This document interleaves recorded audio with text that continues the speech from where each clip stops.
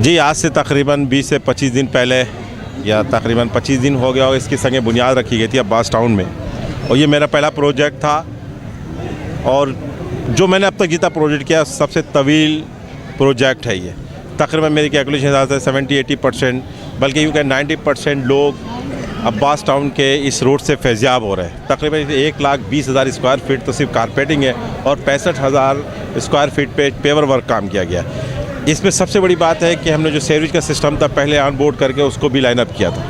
तो अब हमारे इंशाल्लाह 2 दिन के अंदर जो जो प्रोजेक्ट मुकम्मल हो गए अब उसकी तख्तियाँ लगना शुरू हो जाएंगी।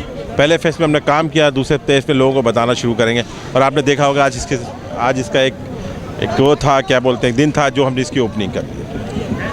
शकील भाई, ये मौजूदा सूरत हाल में आप ये देख रहे हैं कि इतना नामसाइद हालात के अंदर आप वर्किंग कर रहे हैं, मज़ीद क्या आपके जो है ना प्लान्स में शामिल है, आगे क्या देख रहे हैं? क्योंकि टर्नओवर कह रहे हैं कि गैर यकीनी सूरत हाल का शिकार देखिए, करना चाहिए। मैं जितनी मेहनत काम कर रहा हूँ उतनी मेहनत कर रहा हूँ अपने ऊपर को मायूसी को हटाने के लिए।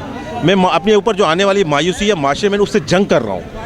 अगर मैं मायूसी को हटाने में कामयाब हुआ तो ये जो यूथ है ना, जो हमारे कराची के लोग हैं, सिंध के लोग हैं, पाकिस्तान इतनी एनर्जेटिक है ये कि हर चीज़ इंशाअल्लाह ताला पाकिस्तान की इकनॉमी को बाहर निकाल के खड़ा कर देगा। सिर्फ हमें मायूसी से जंग करनी है और इंशाअल्लाह मायूसी को अगर पीछे धक्का दे देंगे तो हम कामयाब और कामरान होंगे इंशाअल्लाह।